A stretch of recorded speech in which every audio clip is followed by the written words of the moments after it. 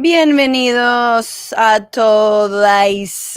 Welcome everybody to Fantastic Friday here on the Bitchuation Room, a formalized third prong of this three-prong show. Again, you got your Tuesday show, you got your Wednesday show. What's the Wednesday show? It's for patrons only, or patrones as I like to call them, of the Frantifa, members also on YouTube and Twitch. We had a good bonus episode. God, it feels like a million years ago. What the hell did we talk about? What didn't we talk about?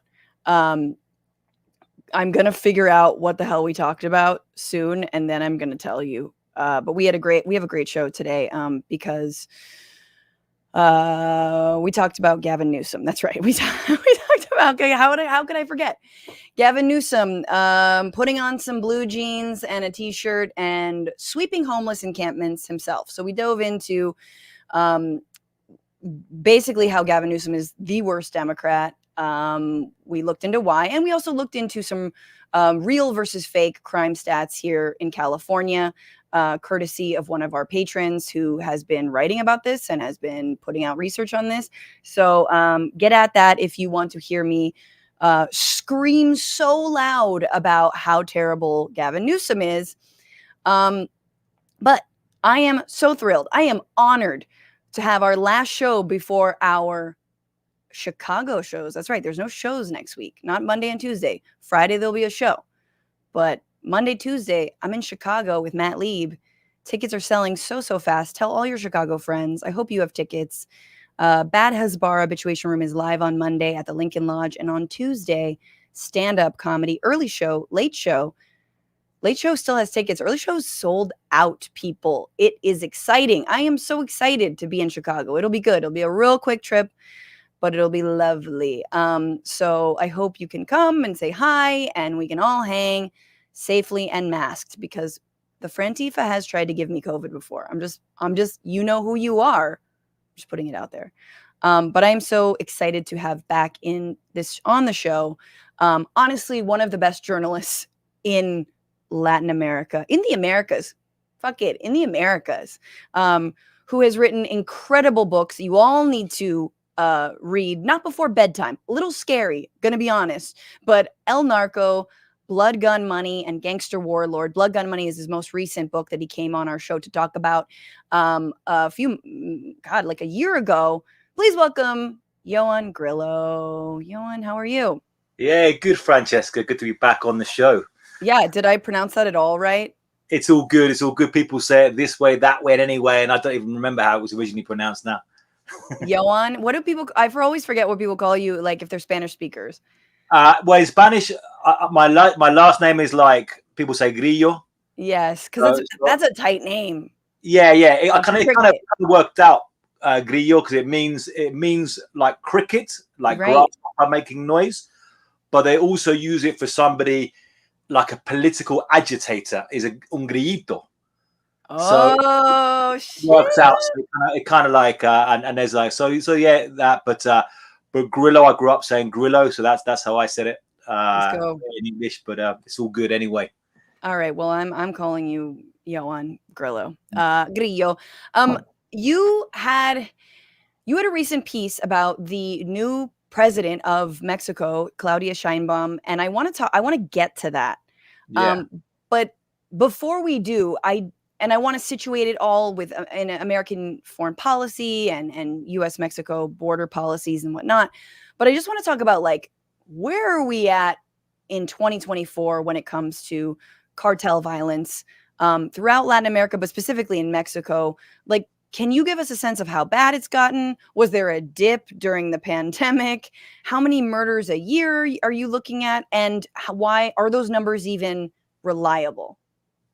Yeah, sure thing. So like, I said last time on the show, I arrived in Mexico in the year 2000, end of 2000, started reporting in Mexico in 2001. I arrived here from the UK and didn't originally plan to like be covering gangsters and cartels. I originally had, thought I'd be maybe running around with guerrilla groups, like in the movie Salvador back in the 80s. That was kind of my dream I had, or my fantasy. And then I got here and I kind of realized that the guerrilla groups were not really doing much anymore, but the drug cartels were like the big players, the gangs, the drug cartels. And so what began as a couple of years turned into 23 years now, going on 24 years. And I discovered and found myself covering what really is a pretty insane, kind of like a war, a hybrid war. Yes. So to get a sense of what this really means and how bad it is. So on one sense, it is really bad. I mean, the stories are true that the violence is terrible. And you both got the total numbers and then the type of event. So total numbers, if you're looking across Latin America, this since I've been here, you've got over a couple of million murders. There's been more, bodies falling in Latin America than the Middle East.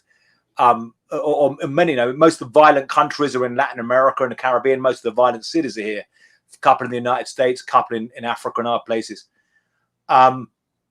If you look at the individual moments of violence, so it's not only just the levels of like a lot of bodies going down, but what these individual moments look like. Some of the most extreme things I've covered are things like 49 bodies dumped on a road, all decapitated, all with their hands and feet cut off.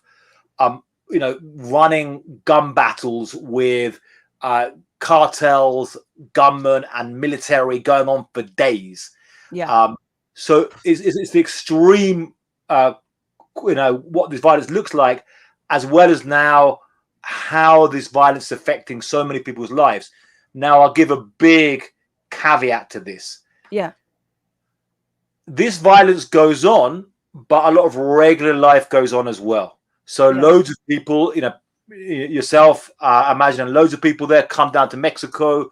People go to the beach in Mexico. People come to Mexico City, and you can come and enjoy and see loads of these things without seeing the violence. Right. So it's kind of this paradox or this duality where you have this extreme violence happening and then regular everyday life happening. I mean, Mexico City itself has become, a big, there's a gringification of Mexico City. A lot of Americans coming down here, which is a whole issue in itself. But like, it's a very trendy city to come to, and it's relatively safe and safer than many US cities, which is very interesting. But but even in some of the places with a lot of violence, like Sinaloa is the traditional, the cradle of drug trafficking. So that is like to the Mexican cartels, like Sicily is to the mafia. It's like as soon as you hear Sicily, you think, oh, Sicily, mafia. As soon as you hear Sinaloa, you think, oh, cartels. In Sinaloa, I was, a few years back, we were in Sinaloa and we were running around basically doing the police beat, meaning running around photographing dead bodies, arriving at like crime scenes. Right. And we drove into one of them just by and this was not one. Normally we'll get police scanners or a phone call or something, send us a dead body in this place. This one, we just literally driving along the street and the guy had just been gunned down. It was actually a police commander who'd been gunned down having breakfast. Guy walks in the restaurant with an AK-47, shoots him dead. We'll get there minutes after, complete chaos, blood all over the restaurant, the body's there, crazy situation. They haven't even got the police tape up. So we sit there, we film. They get the body away, clean it up, and they serve lunch in the restaurant. So you could arrive there and have lunch. You wouldn't even know there'd been a guy killed at that table in the morning. So, in a sense, I respect that people get on. Like a lot of people are really resilient, and it's that like core of, of people just getting on with it. They get on it with hardships. But yeah, the violence is real bad, generally bad, and then you can talk about what this means in terms of, disappearances, murders of innocent people, police corruption with this, and then massive extortion, which is a big deal. Right. And we've, I've covered when the Ayotzinapa murders happened, and I went back a year later. But yeah, it's just like random extortion. As we all know, that's how like cartel gangs, as you sort of describe them, how the drug war is kind of run. It's just like, for no reason, you're a cab driver or anybody, and I'm going to extort you for whatever little money you have to either join or pay me a portion of your earnings. And you do such a great job throughout all your writing of describing how much, the violence is exported. It remains in Mexico. It is externalized. It remains in maybe like, again, Guerrero or smaller towns, whereas in Mexico City, it's largely insulated from it because, there is that separation and there is that let's just keep earning money, even though someone was just, murdered here in our restaurant. Because that's kind of how people have to be. But also, you wrote for the New York Times after Claudia Sheinbaum was elected president, and she was the mayor of Mexico City. But you wrote that, it was sort of double-edged in that incredible first female president of Mexico, but also it was one of the deadliest election cycles in Mexico's, I think, history, according to what I remember you writing about, meaning different local candidates were assassinated in the lead up to the elections. Can you just talk about that and why that happens? What does that mean? Yeah, so you had the different counts, over 36 candidates for election for different offices. There was a thing as a mistake. I think it was wrongly cited and somebody on Joe Rogan or something, but like they were saying it was 36 presidential candidates. It wasn't like 36 presidential candidates. It was 36 candidates for different offices. So these elections you had was for the president of Mexico, which Claudia Sheinbaum won, but also for 2,000 mayors, for governors, for state legislators, and this kind of thing. So, I mean, one of the craziest examples of this, which is like the last day of a day before the election. There was a guy who was out, or a couple of days before the election, last day of campaigns. He was out and he was meeting supporters on a basketball court. Mm-hmm. And a guy walks up and blows him away, shoots him in the back of the head, just gets out a gun and bang, bang in the back of the head. The security guards have missed this, but they turn around and shoot the guy dead. Mm-hmm. I've got a good friend, a good colleague in the area. So I was like, what happened there? And he sent me some pretty brutal photos of like the corpse of the guy, of both the assassin and the guy who's killed. But also he said, he sent me down apparently the guy who was the assassin mm-hmm. himself, they threatened his family and said, if you don't shoot the guy, we're going to kill your family. Because I thought, how come if you go, it's like, I mean, this is a political assassination. I mean, the same way as the guy who attempted to shoot Trump was himself shot dead. I mean, this guy was obviously a lot closer. We're back, but like, you get that close to somebody, you're going to die yourself. Right. You could be mad, but in this case, where it's actually an assassination, they got someone said, if you don't do it, you're going to die doing it. But if you don't do it, you're going to kill your family. So why do they do this stuff? So, and a lot of this is hard to report because people are so tight-lipped about saying what's really going on. But often when you're going to hear in these places, people start telling you, what's really happening here. Yeah. So basically, you get a lot of these places where you get two competing cartels competing over who will own that mayor. Right. So basically, are you going to work with the Jalisco cartel or are you going to work with La Familia, for example? Those are two different cartels that fight in certain places. So if they believe the candidates on the other side, okay, we'll kill your candidate. Right. And is there evidence that that candidate has struck a deal with a particular cartel or does come from a certain, whatever, like has chosen a side? So like, if we look historically about the evidence against mayors, sometimes there's been like taped phone calls that have come out. Mm-hmm. Sometimes you see as well situations where like in Iguala with the Ayotzinapa students, which is a classic example of a completely cartel controlled area. Yes. That mayor, her brother was a major cartel figure. I mean, those kind of things, you could say, well, you can't blame it, family, you can't choose your family, but it can sort of raise alarm bells sometimes if your brother's some like major cartel, head of hitmen or something, you might be a bit kind of something to question there if they should be the candidate.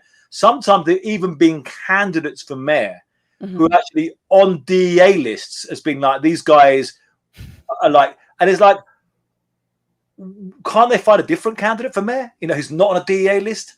Right. Even they say, well, the DA could be accusing an innocent person, but like, can't they just find somebody who's not like saying that this guy's a major drug trafficker? So sometimes, right, but that's largely how you can fund a campaign, right? Actually having that money. And then it's fun in the campaign, but also like what they do now is, and we're talking about shakedowns. So they actually it used to be, okay, we bribe politicians. We bribe whoever. You're a mayor, we'll give you money. If you're the mayor, you control the local police. So by bribing you, we control the local police. And then the local police now, and then I've seen this firsthand. Local police officers driving around with bags of cocaine in their car, literally delivering it around to like cocaine distribution points. Yeah. And like a police officer who's got 2 guns, his government issue gun and his cartel issue gun with like the Punisher sprayed on it. I mean, this is how nuts it's how nuts. Well, in the United States, and you've documented how much how those guns are actually originate in the United States often, but in the U.S. they just put the Punisher logo on the police, weapon. They don't actually draw a distinction. But yes, keep going. Yeah, sure. So the but it used to be we bribe them, but then it flipped over the last. It's about a decade now, where instead of like we're bribing the mayor, it's like we're going to own the mayor and the city is going to pay us a percentage of the budget. So you have like a local city, it's like 10% of your budget is going to the cartel. Right. So they're already just baking it into their budget.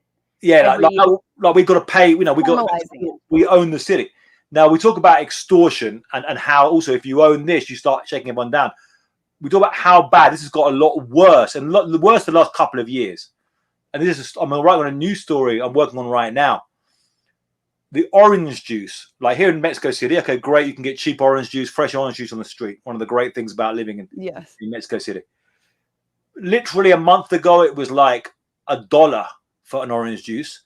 It's literally doubled in price. And I'm talking to people who bring the oranges in. Okay, there are various factors like bad weather, but they're saying there being so many shakedowns on people producing the oranges and the trucks bringing the oranges, they're paying the cartels that it pushes the price of orange juice up like it had before, limes and chicken and all of these things. So this is like real, like, I mean, you talk about predatory capitalism. This is like, the real kind of, we're the people running things. We're going to run the police, we're going to run the government, and we're going to shake you down. So a lot of the murders it was, I was critical of some of the reporting, some of the, my colleagues reporting on the Mexican election will kind of blame this all on the current president. Like it's all his fault because he's nominally left wing. We're going to blame it all on him. It was his party was being hit. His opposition was being hit. It's right across the board. And it's been happening for a long time. I'm not saying he's innocent. I'm just saying it's not all on him. Let's talk about that because AMLO did do some attempted to rein in some of the violence, but possibly maybe was a little too soft-footed with it. And then I think in your recent piece for the Times, but also in your newsletter that everyone should subscribe to, crashoutmedia.com, is where you go. You talk about how Sheinbaum actually in Mexico City, because she was the mayor first, was more effective in her attempts to sort of crack down on crime, or I guess maybe you could say like public safety initiatives. Can you just give us a little bit of a grading on what, or just tell us what happened under AMLO and under Sheinbaum? Yeah. So quite different stories actually. The national story, in terms of the violence. So first, I mean, we get to the election, we can get a bunch of stuff, and why Sheinbaum won the election was because of putting up the minimum wage, and because of giving scholarships to high school students and fertilizers to farmers, and basically this is like really popular. And anyone seeing programs. Social programs. And I'm not saying the guys a saint, but like this was, this is what they did. It was very popular because a lot of, most families in Mexico are struggling.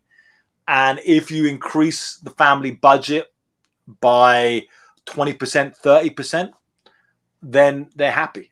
And he's got a discourse which they kind of like. They like the way he talks, his narrative. Now, it was kind of obvious, I think, for somebody reporting on this, that it was going to be a big victory for Sheinbaum. The question was how big it was going to be. Some people, I think, couldn't see that. But anyway, but on security, on a national level, he was bad on security. I think people voted for him in spite of the bad security situation, because they were like, it's bad, but it's also bad under the previous president Peña Nieto and under Calderon. And, we're going to, at least our wages have gone up here. Sure. In Mexico City, it's a bit different. So Mexico City, you had a halving of the murder rate. It went down by half under Claudia Sheinbaum, the official murder numbers. Mexico City got a murder rate per capita under Sheinbaum, not only lower than the real bad cities like Baltimore, not only lower than some of the mid-Mexican U.S. cities like Houston or Dallas, but even lower than Portland, Oregon, in terms of murders per capita, because Portland went right up. So the reason why this went right down. So first of all, there's a big discussion. People say, oh, well, it's not really gone down. They're hiding all the bodies, or there's some kind of trickery here. Now, I'm always going to keep an open mind and look at the evidence. But there is some parts of Mexico, definitely, where there's mass disappearances. Obviously, we all know and done things on that. I haven't seen on that level in Mexico City a sudden, real, found enough people and enough mass graves to say that that's really, obviously there's some disappearances happening here, like in various places, but like a real change on that front to explain the halving of the numbers. So what's actually happened here? I think you have a few things. She increased massively the number of cameras. She's kind of, for good or bad, a lot of security cameras around. There was a lot of police put strategically in some of these real high crime neighborhoods, like a neighborhood called Tepito, which is a very, very famous kind of gangster neighborhood, or kind of, like the old East End of the UK, going back, a kind of criminal neighborhood, kind of, the old, on the Lower East Side of New York, going back many, many years. It was, she put a lot of police there, and she had a guy running security called Omar Garcia Harfuch, who survived the hit. Now, this guy's a bit of a questionable guy himself, but he seemed to run things in a way that was effective in reducing the crime. So it's interesting because she's a mixed, interesting politician. She's run with a left-wing populist party. She's not what you think of as a regular populist kind of candidate. She's more like she's somebody with a degree in energy from the or like a doctorate in energy from the US, kind of a kind of party person, but she's kind of still run with a certain populist platform. But also she's quite pragmatic on certain things.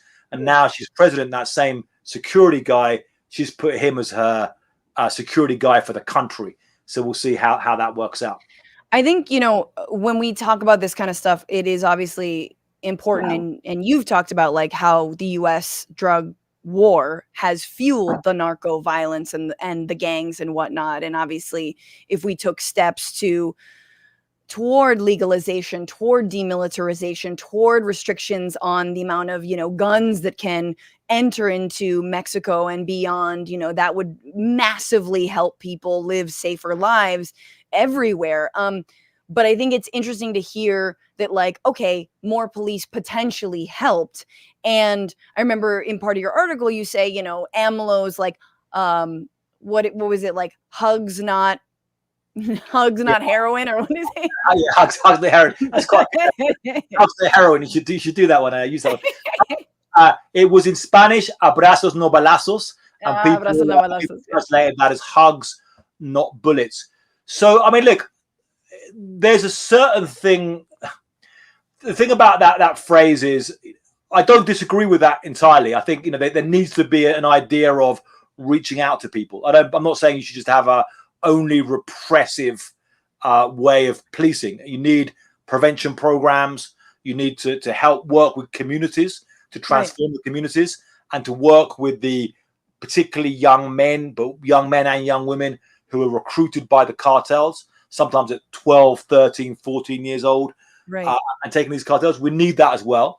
But, I think realistically, you've got to try and stop people murdering people, try and stop people decapitating people. I think that kind of, when it gets that crazy and you see it's that crazy, you think, okay, we've got to try and have some way of reducing these levels. But how can you, isn't the first, piece of this, going after corruption in law enforcement, given that you yourself have seen, police with bags of cocaine? And I know that it different, depending on the province or the state, police are different. But I think that's where there's a lot of mistrust in this, again, the crackdown, because you're well, aren't we just fueling the rise of paramilitaries? And so I was actually interested to see that you're I do think it'd be helpful to take out a few gang leaders, here are their names, probably be good to get them out of there. But, my thought is always, aren't they going to be replaced by somebody else? But I am curious about that sort of push and pull between, law enforcement, but also real root causes of this violence. Yeah. So what I said in that New York Times piece, so what I said was a bit different from just the idea of taking out drug traffickers, because you've had this 50 years of a war on drugs, which has been a failure. And this idea of a kingpin strategy. If you go after the biggest kingpin, they got El Chapo, put him in New York and in Brooklyn and put him in jail. Just got El Mayo, which is another crazy story, which is the compadre of El Chapo, El Mayo. That's probably a rendition, kidnapped and a rendition to the United States. Another crazy story. They got him, but this doesn't stop the violence. It doesn't stop drug trafficking. What I said was a bit more distinctly. You have to go after the most violent people. So what I mean is when you've got here a situation, and so we're talking about crimes such as when you've got many people, you can find there's a whole movement here of mothers of kids who have been literally, or their sons who have been taken away from them by armed men while they're there, literally sitting down there, doors kicked down, a bunch of guys come in the house, take away.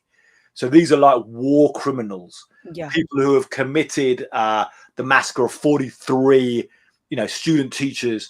There's this, again, these massacres happening.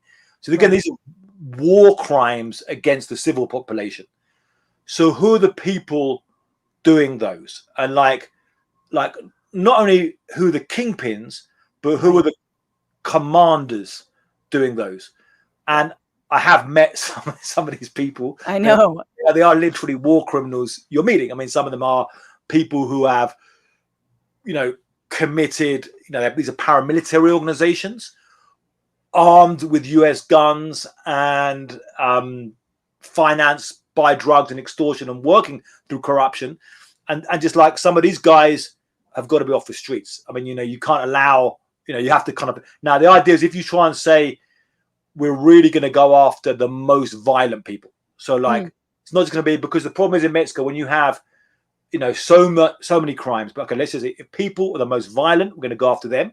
So you try and reduce the violent level, not necessarily saying we're going to stop the drug trade, because that's kind of impossible. But the people who are doing, another thing, and I wrote a story about this recently, mass use of rape. And we're talking about horrific use of rape, again, similar to stuff you see in war zones in places like Michoacan. This is why you saw areas where you saw civilian uprisings by people rising up with guns against the cartel, saying, we're not take this anymore because of these kind of crimes. So that's one thing. On the So basically, like, the trade can be intact, but you can't be so murderous about it. Like, you can't just aggress on the civilian population. Seems like in lieu of stopping the drug war, decriminalization, and all the rest, and job guarantee program, education guarantee, and all the like. It seemed that makes sense. And you also, to be fair, and I didn't mean to, make it seem like you were like only punitive. You were like, there are social workers who are very talented throughout Mexico. And if there was programs to bolster their work, to enable them to do more, to get to children before they are effectively lured into the cartels and show them a way out, that would also be important. Yeah, totally. Look, I totally agree that we can get into some of the root causes about this and about the war on drugs itself and drug consumption and corruption.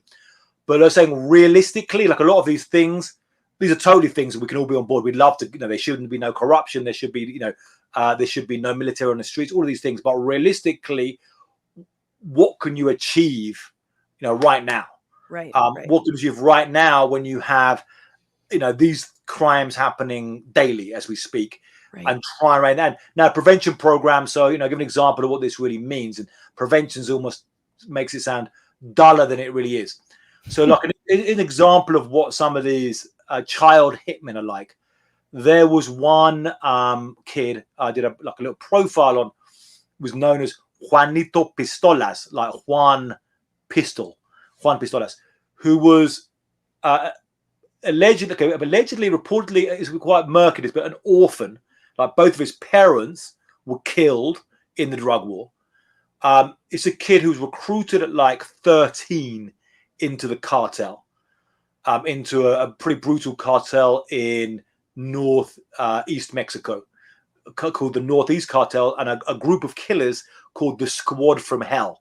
So these are the kind of the murder squads, death squads. This is, since I've been in Mexico, these are kids who were not even born when I started working here. And they're born, they become cartel hitmen. Yeah. He became famous as a teenage hitman. So there was, in this particular area, raps about him, Juanito Pistolas, about how he loves guns and he's not, all this kind of stuff. And then he just turned 17 and they had a confrontation with soldiers and they literally blew his head off. His head was literally blown off his shoulders by the military. So that's a life of a young, hitman. So like you need like social work, but to reach some of these kids. Now, I talked to a guy who points out to me some years ago, and he's like, in this neighborhood, we know who are the kids who are going to be recruited by the cartel. Of course. It's like the cartel. And I interviewed another guy who was quite a high-ranking gang leader who described about the recruitment of these kids, and he's like, we look for these kids who are aggressive. We're going to recruit them for us. We're going to use them and use them as cannon fodder.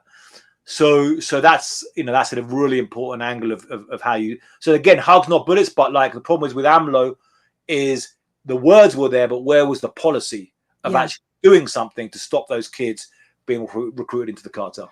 Yeah.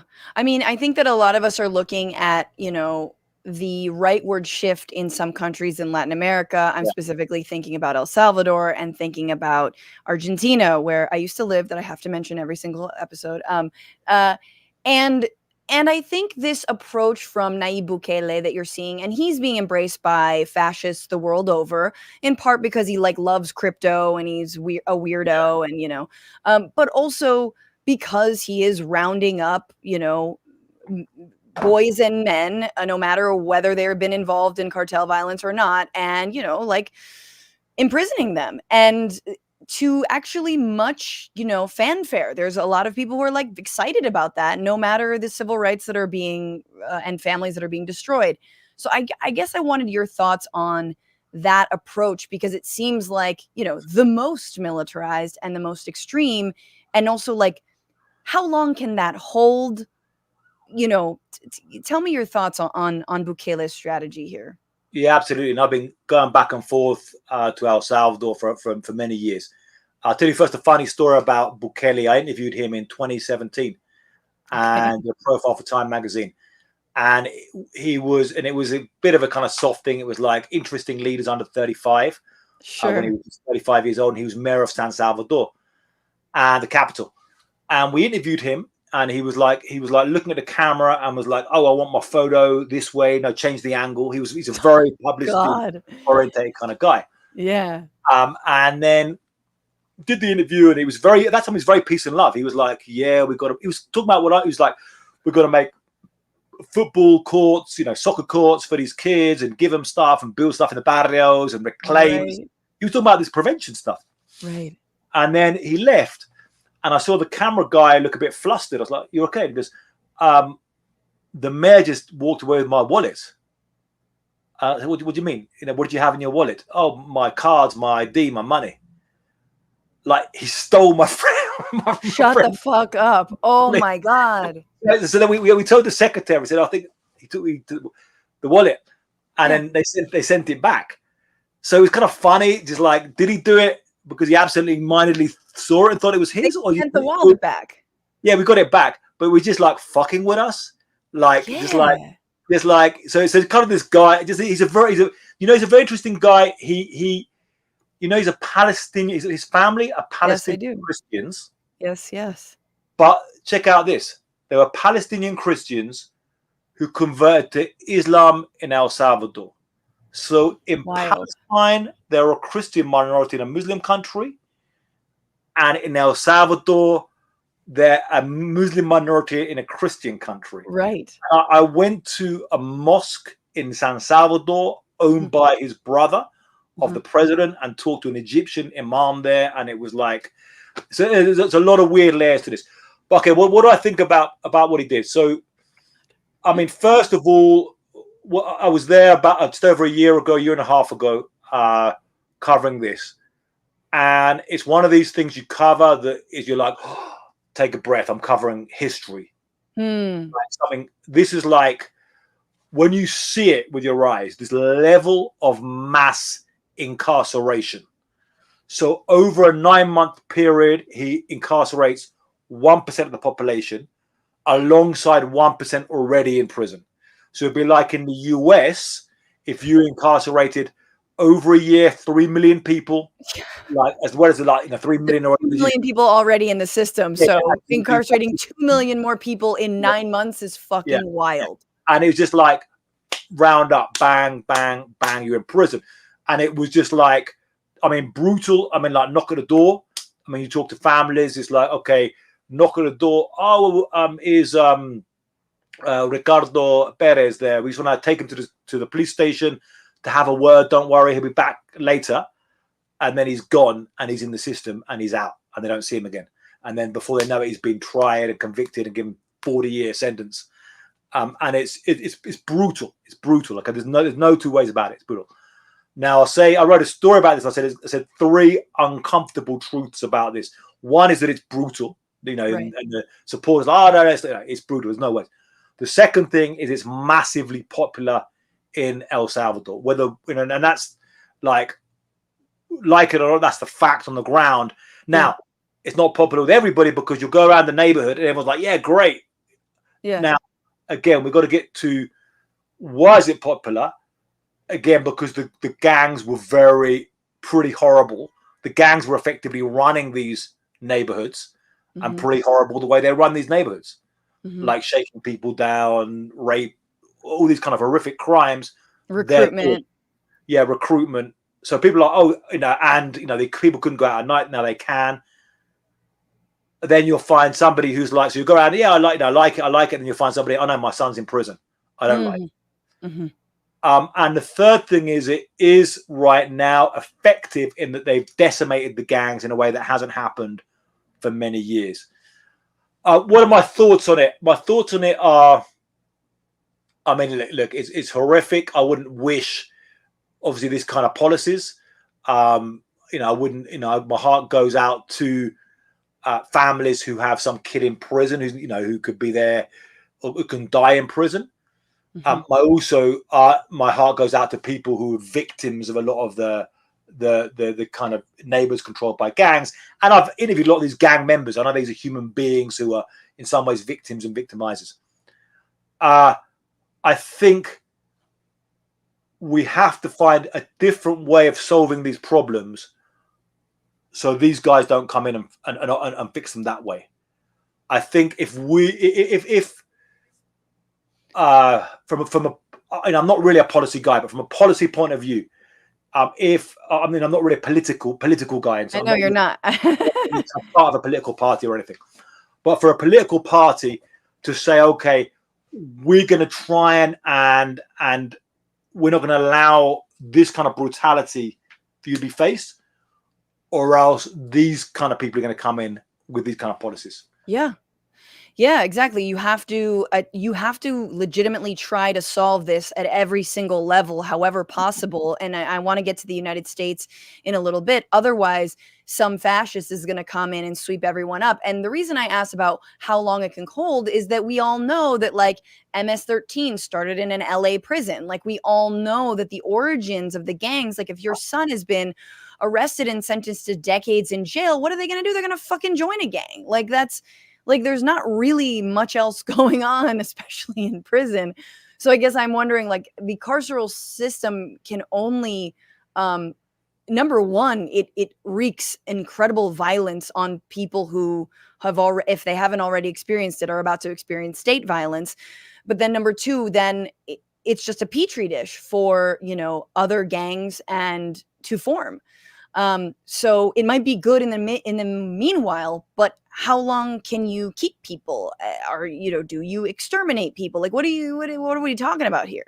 Yeah. So on that. So on the prison thing. So like, I've been in a lot of insane prisons in Latin America, and one of the craziest ones was in Honduras, over the border from El Salvador. And I went in one there, which was like the military was supposedly controlling the prison.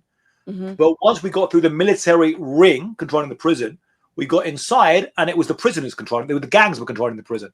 But no military, no. We got in there, and the prisoners they had their girlfriends and wives and stuff in there. They had these fighting dogs in there, and they had like dog fights, and they had these like crazy fighting dogs. It was like suddenly felt like something like grabbing at my leg, something like like pit bull and like Rottweilers and stuff. And they were actually prisoners with like Uzis like on their chest and grenades. It was insane. Again, a kind of surreal thing. And I was with a local journalist there called Orlin Castro, amazing guy from Honduras. I said, and all of the guys were really on standby. And it was actually, we're in a wing controlled by these known as the Paisas, who are not gang members, but they're more heavy organized crime. And the MS-13 was in the next wing. And it was very tense. They were kind of waiting for it to kick off. And I was saying, what should we do, Orlin, if it goes off? Yeah. And he said, best to hide under a bed. And then it didn't go off then, but it went off literally like 4 days up. I mean, you could tell this prison was just waiting to go off. Like a few days after it went off, and then they went in there, took all these guns and grenades out, and left the dogs. You can keep the dogs. Jesus. But anyway, the difference or what Bukele is claiming, and I went inside the prison that he was building when they were building it, and it was kind of like I drove up, I just walked in. And it was a bit like I felt like I was kind of they're kind of building the Death Star. I kind of wandered in. And there was this huge, they called it like, the name is Center for Confinement of Terrorists, is the way they call it. And it's like one of the biggest prisons in the world. It's maybe like hold like 40,000 people. Yeah. Just wandering around, it's like building this enormous thing. And according to now, they've got the prisoners on like insane lockdown. So like we're not allowed, and it's the photos they're sending out. These are not like allowing freedom. So like Gitmo level. I mean, not quite maybe the torture, but still. Yeah. Maybe torture. Now, can you hold 40,000 people that way? That you can. I mean, the things like Supermax or Gitmo are like small things. Gitmo's got Supermax, which is the prison in Colorado, where you have Chapo, where you have the shoe bomber, where you have like the head of the Aryan Brotherhood. That's like a small number of prisons on lockdown. Can you hold it? I don't know. I think that the danger long term, there's a couple of dangers. Well, long term or various. One is that it collapses economically, and it's expensive to incarcerate this many people. Yes, it is. And like you have it, every time you're taking like a breadwinner.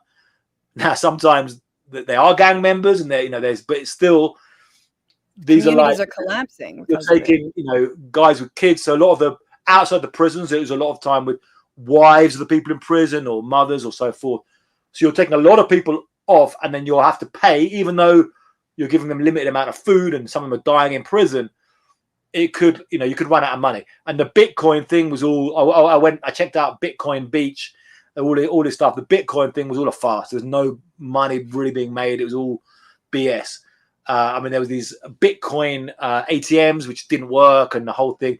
There was this weird pet hospital. It's a bizarre country right now under Bukele. There's this weird like Bitcoin pet hospital. Everyone was going there with like a super high ranking pet hospital. It was kind of funny kind of thing, but it was like, Sure. it was kind of weird for, anyway. Well, I mean, the crypto, I've never talked to you about it, but like, I just love the documentary that HBO did about the, I mean, they called them, but they like the Acapulco, about all the like crypto libertarians that moved to Acapulco and then realized why people don't move to Acapulco, which is, it's been overrun with narcos for decades now. Like, fuck are you doing? But anyway. Yeah, well, yes, that's kind of, get rid of the government. It's all great, and then like, you get a new government, but the government is the narcos. And they're like, oh yeah, you got. But the other thing, danger long term, is once a government gets a taste for this kind of violence. So once you allow a president and a government apparatus to incarcerate, without due process, this many people, can that eventually overspill into like brutality? And we saw a lot in the kind of 20th century where you had, absolute dictators, whatever, whether it was like Idi Amin in Uganda or whatever, who end up just killing a lot of people. I think there's a danger of that happening down the road. So I think for any of the people who are like, real like pro Bukele now, you'd be a bit careful. You might end up deleting your tweets in a few years' time, because things could go sideways in terms of violence later on. No shit. I mean, what's funny is that the right loves Bukele. Trump loves Bukele because also that's kind of what he wants to implement, even though we do not have the levels of violence of El Salvador at all, not nearly, right? And crime is down, and yet he's like, no, but it's great. We'll just, if you use fentanyl, we'll just arrest you and we'll put you in a supermax prison, and then everybody wins / all the capitalists win. And we do that to a lesser extent to the unhoused population in this country. But I did want to ask you lastly, and I know you're not a policy person, as evidenced by the incredible stories that you have and how you just really like have been in the room. But the right in the United States really does, like, they hate wars supposedly, except for obviously Israel's war on Gaza, but they're like, no, well, let's bring all the guns, all the money, and just put it on the US-Mexico border. This is what we need to do, because there's an invasion, and this is not even, we're going to help Mexico or El Salvador, or we're going to go, this is not about maybe where the actual violence is. This is about, further creating a sort of fortress in the United States. But of course, we know if they did that, it would spill, and it has spilled out south of the border as well. But you see the way that sort of fascist mentality plays in. And again, as you're saying, it's like, if you don't actually address this through different policy programs, through social programs, through giving people a livable wage, through, limiting the amount of guns, like this fascistic, militarized approach, no matter the amount of impunity, is going to be the approach, naturally. And people might be rallying around it because they'll be sick of the violence, as evidenced by El Salvador. But I guess I wanted to know, on the other side, and maybe your thoughts on that, but also on the other side, you've got Kamala Harris running. She, of course, went to, I think it was El Salvador, and said, do not come. Or maybe it was in Guatemala, where she was like, do not come, do not come. This was the policy, was just don't come. And it's like, cool, but your family hasn't been, extorted or threatened by, a narco terrorist. So what do you feel like the countervailing vision or narrative has to be instead of meeting violence with violence? Like, what, I know it's multi-pronged, but like, Yeah, yeah. I can imagine people look to, and you're like, you've seen it. Isn't it just violence? Isn't the only way just to go in with bigger guns and drone strike them and all this? Yeah, sure thing. I mean, like, I feel politics is very broken in the United States, Oh yeah.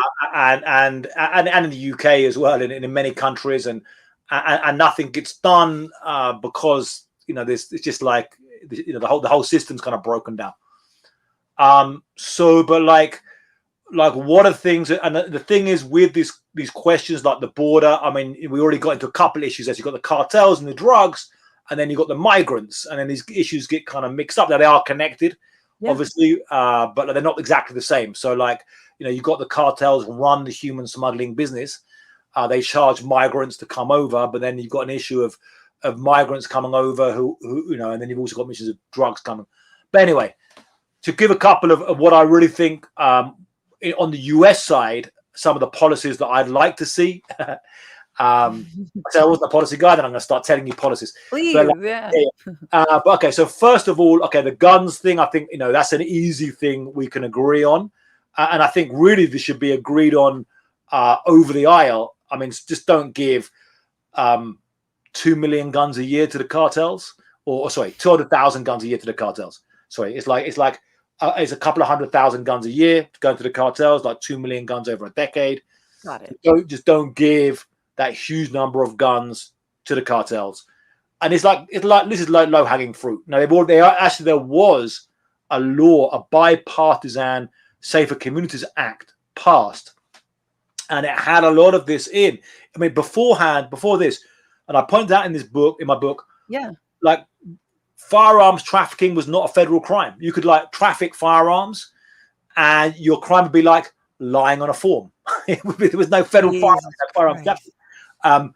They've created one with this law, and they are starting to apply it. So it's like, apply that. Just okay, if people are selling massive amount of guns to cars, just try and stop them selling. I mean, like, it's like basic stuff. I'm not even getting to the debate about whether you can have a gun in your house or have a bunch of guns in your house. If somebody, you can't traffic them. If somebody walks in a store and says, "Can I have 20 AK-47s, identical AK-47s?" there might be something weird about who they're buying them for. If someone, and it's a single sale, there's a single sale like 500 guns. I'm like, "I'm gonna have 500 guns, please." Okay, here you go. It's like some of this stuff. If somebody's buying, I mean, you've got straw buyers, which are people with clean records paid, going around like Phoenix, Arizona, spending $750,000 on guns. Some of this could like set alarm, just like basic low hanging fruit. Just trying not to sell them so many guns. Yes. Second thing, and so try and enforce that. Try and do that. I mean, it's something you can do. Again, it's trying to look for like real, things you can change, as well as obviously the bigger picture. And is it connected? I don't want you to lose your train of thought, but I remember last time you were on, you were talking about the possibility of victims of gun violence in Mexico being able to, and other places being able to sue the companies themselves, and that has been sort of percolating in United States politics as well. Yeah, so the Mexican government brought a lawsuit against U.S. gun companies in the U.S. Big deal. Now, I think what they were doing really was bringing attention to the issue, which is a good thing. And now I think there's a lot more people knowing and understanding about the issue of guns going to cartels from the United States than before. Yeah. But also, it's like, how do you change an industry that has harmful effects? So if you look at the tobacco industry, for a long time, the tobacco industry was like, no, cigarettes are fine and don't hurt you at all. And eventually, after like lawsuits and stuff, this stuff rolled back until now it's like less. Pharmaceutical companies, selling opioids or opiates to people. And then like for a long time, oh no, and then it was often lawsuits and collective lawsuits and many lawsuits, which eventually started getting change of practices in this. Yeah. But the second thing, so we look about the drug problem in the United States. And I do agree. I mean, fentanyl is, the number of deaths from this are insane. It is truly mad, truly tragic. It has changed a bit my thinking on some of these things, because for a long time I was like, okay, look, these cartels are giving Americans marijuana and cocaine. You know, these are products that people want to consume. Right. It's kind of nuts. I mean, like going back, 10, 12 years ago, 14 years ago, I was running around with the Mexican military, burning down marijuana plantations. And it's like, Americans, they want to smoke weed. I mean, just what's the point in not they're having, recreational. Yeah, what's the point of having a war over this stuff? Right. Fentanyl is a bit of a game changer. You know, this is like way more lethal stuff. You know, a lot of people dying. The numbers are nuts. I mean, we're talking about like 70,000 Americans dying a year from fentanyl, and another 30,000, 35,000 from other things. Now that's, you know, it's very hard to try and stop the fentanyl getting to the US. I mean, I've been looking at the Chinese angle on this and trying to understand what's happening in China. What, you know, the Chinese companies selling precursors now, they're bringing them in Mexico and then converting it, cooking it from the precursors to fentanyl. And a lot of Americans are involved. I mean, this is the idea that it's just migrants or it's whatever. It's just the foreigners is bullshit, because Americans are also involved in the fentanyl trade and are the ones helping bring it over the border. Yeah, absolutely. So it's interesting. Like you look at some of the biggest places it's crossing. So close to where you are in California, go down to Yuma, Arizona, and that border there is a bigger Yuma. On the Mexican side, it's Mexicali and so Mexicali, Calexico, Yuma, San Luis, Rio Colorado, something like that. That border there is one of the big border crossings. A lot of it now has come over by body carriers, and I'm talking about young Americans or young people with American passports recruited on Instagram in some cases. Jesus Christ.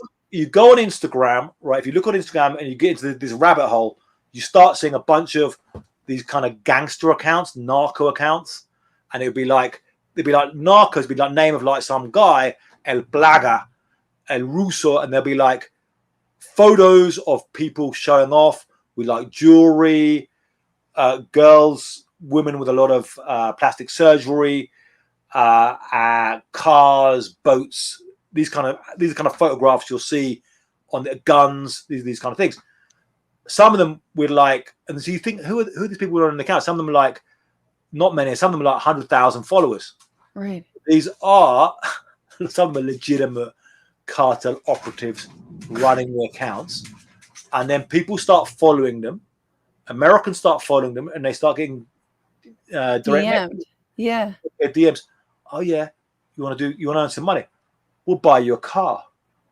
All you have to do is come down, cross the border. We'll give you a package, and you take it over the border.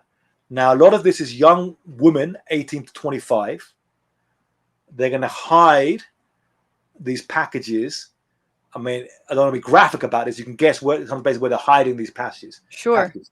And the thing about fentanyl is, whereas marijuana used to be like big truck of marijuana, and then cocaine was still like bricks of cocaine, fentanyl, small package, right, on their body, and they take them over. Then they buy them the car, but they're like, okay, you know, we've got to make an extra payment on the car. Got to another trip for us. You know, we got you in now. And pay off this car. Jesus pay off Christ. This car. So a lot of it is body carriers in vehicles coming over. But anyway, so fentanyl. So like, why is America? I mean, you can answer this better than me, but like, why does America have such a bad drug problem? Well, you just named it earlier, sort of in a question, and talking about like, hey, the crackdown on big pharma, and specifically, you know, the selling of OxyContin and the Sackler family and whatnot. And yet the response to it, as we talked about on this show, with like, you know, harm reduction activists and whatnot, is basically like, everyone went to street fentanyl. Everyone went to go find their fix on the street. Yeah. And instead of actually having harm reduction programs or a way to detox, instead of giving them Oxy, like Oxy is far safer because there is, you know, it's measured. Like you're not going to OD on it, right? I mean, you know, not across the board, but it is actually like, it's going through a pharmacist. Fentanyl is not going through a pharmacist, especially street fentanyl. They do give fentanyl in childbirth. I will just put that out there. But it's like, because of our draconian overcorrection to the opioid crisis. That's why people are dying on fent, which is fucking wild and yet so predictable for this country. So predictable and so avoidable, because this country cannot normalize drug use or at least protect drug users at all. We just criminalize. Well, so one thing I think is, so US has to try and get a policy. This should be generally be a front page issue. Like I think some people, some of us, I think, who were who've been like looking at drug stuff for a long time, and we've been like didn't really recognize how bad fentanyl was for a time. I mean, it's generally because for a long time, when I was a kid, the government lied about drugs and said like drugs, you take it once, you're gonna die, and you're like, it's not true. Everyone's smoking weed and no one's dying. Everyone's doing lines of cocaine, people aren't dying. Right. When they got to fentanyl, it was like, okay, this shit is true. It's a different level. So it kind of take a while for us to kind of process this. But like I say, like one thing is compared to say Portugal, and you compare Portugal or why are things working in Portugal and not working in California. And one thing is in Portugal, they'll say, okay, we're going to decriminalize drug use, but then we've got a really good health service and we've got good rehab programs and we've got good ways to try and help out people who are addicts, who have problems with this. Yeah. And in California, they haven't necessarily, or as far as I know, they haven't. I have to do more work on the ground there. No. Well, I just talked about Governor Newsom. He's very much against. I mean, the state legislature was passing a bunch of like, basically safe injection sites across the state. And Newsom, because the guy's trying to run for president one day, was like, nope, I'm going to veto that. I'm going to veto safe injection sites because fuck you. My career is more important than saving lives. I mean, that's what we're dealing with here. Can I just quickly make an observation before we wrap that the last time we talked, there was a big old storm in Mexico, and I think I hear a storm. Is there a storm where you are? It was literally the last time. I was like, oh, there's lightning. It was fucking crazy. There's an Aztec god of rain called Tlaloc. So Tlaloc obviously is like, where it's like, be careful with that, Francesca. Tlaloc. Tlaloc is a great name for a rain god. Yeah, but like, so have a policy on, you got to figure out something on the US side. I mean, the thing as well about when you can, if somebody, the problem as well with is you have a model where you have decriminalized consumption, but criminal illegal selling, right? Then it's still run by the cartels. Right. So the selling level is run by the cartels. Right. So unless you can say, okay, we're going to like you say, give them, or in some places, in Switzerland or whatever, in Canada, we say the government's just going to give the people methadone or oxytocin or something, or people talk about other drugs. So you take away from the criminals, the market. I mean, that's the other thing is like, as much as the U.S. hates the cartels are practicing free market capitalism like nobody else. Like they love them some capitalism. I mean, I reported years ago on Uruguay when they decided to decriminalize but legalize marijuana and then allow individuals to grow up to 30 plants, but you can't sell it. You can only have a club where people come and get it, or you can buy it from the government at a lower price. And there were government like fields, basically. I should really check in on how that's going. I'd like to an update on the Uruguayan marijuana thing. That was quite a groundbreaker. But but last thing about US policy, I think, look, obviously the idea of like military strikes into Mexico is not going to solve this, and it's going to make it worse. And you could see that escalation in a Trump presidency. You could see so they had they proposed an authorization of use of military force, and then you start seeing like if there's something happens like the murder of Mormon women and children in Mexico, which I actually made a documentary on HBO called The Mormon Massacre, about that case of the American. Did you work on that? Yeah. I work on. I'm nice. a producer on it, and I'm also on screen on that as well. But yeah, crazy story, and great people. Spent a lot of time up with the communities up in northern Mexico, in Sonora, in Chihuahua, with the Mormon families up there, and real fascinating people to hang out with in those places. God, yeah, they're so weird. Well, yeah, and then you had like, there are moments where it creeps in, as you've written about, but I remember recently, I think actually in Baja, there were some surfers who were murdered. Yeah. American another like most of this stuff in Mexico, that was like the investigation, the official investigation was like real suspicious. Oh, it was just something like robbery went wrong, and then it was like, didn't really make sense at all, and it looked like it was a higher level kind of cartel thing. But anyway, so third like policy thing that the US should do, that either government should already do. So forget about saying, look, terrorists and all this stuff. I think that confuses the issue. Although some of these acts are terroristic in terms of like, killing 43 students, but like, getting into the idea of them being Al Qaeda or something confuses the issue. But like, I think you need to say we are facing this issue of paramilitary organized crime in the United States and in Mexico. So like in the United States, because it's functioning in Mexico because it's functioning in the United States. So in the United States, you've got all the money. I just did a story about, California, in fact, all the money. And California's got deep, serious organized crime happening there. And people are talking about, some of the hits happening around LA and stuff right now in some of these neighborhoods, in some of these parties. You look at this guy who was killed called El Mago, who was, I'm getting people reaching out to me from various places in LA and San Diego, across California, with a lot of stories about what's going on up there. So it's about like what's happening in the US corruption. So you've got police forces in the US with, right. cartel corruption. Yeah. Border patrol with cartel corruption. 100% border patrol with cartel corruption. Yeah. And you've got the stories there of this guy's caught on video bringing packages of drugs over the border as well. And like, or the big trick there is you get a border patrol guy, he just waves it through. Sure. So it's kind of hard to prove. Oh, I didn't want, why did you not search the car? Didn't search, didn't think it was suspicious. One guy waving it through. Like, so not really a customs guy working on the post. And these guys can worth a lot of money to the cartel to wave these cars through. So corruption on the US side, cartel stuff on the US side. And, you gotta, like back in the day, the US was pretty hard about hitting the mafia. It's been pretty hard about hitting biker gangs. Right. They're not that dangerous in some ways, but there was a lot of hard work on hitting biker gangs.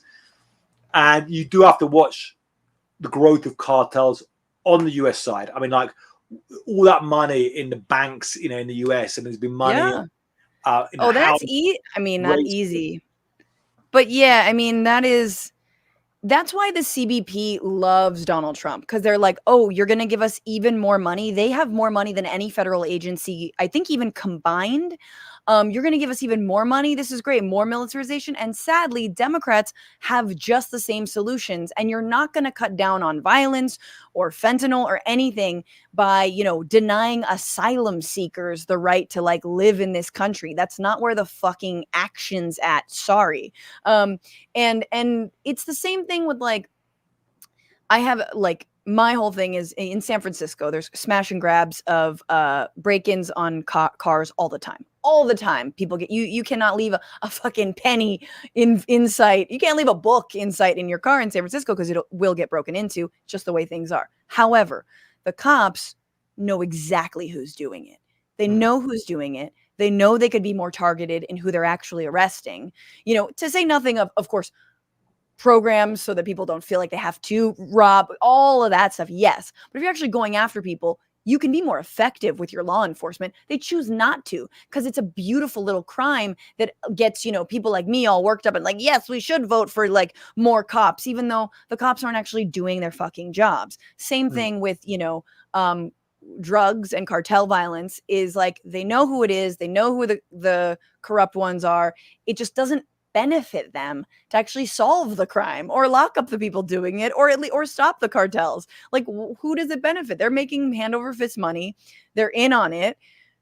It's fucking gross, you know? I mean, anyway. I mean, so some of the money stuff. I mean, a few years ago there was a big case about HSBC Bank, and they were taking huge amounts of drug money, and it's like no questions asked. It's all these billions of dollars. Where does it all go through?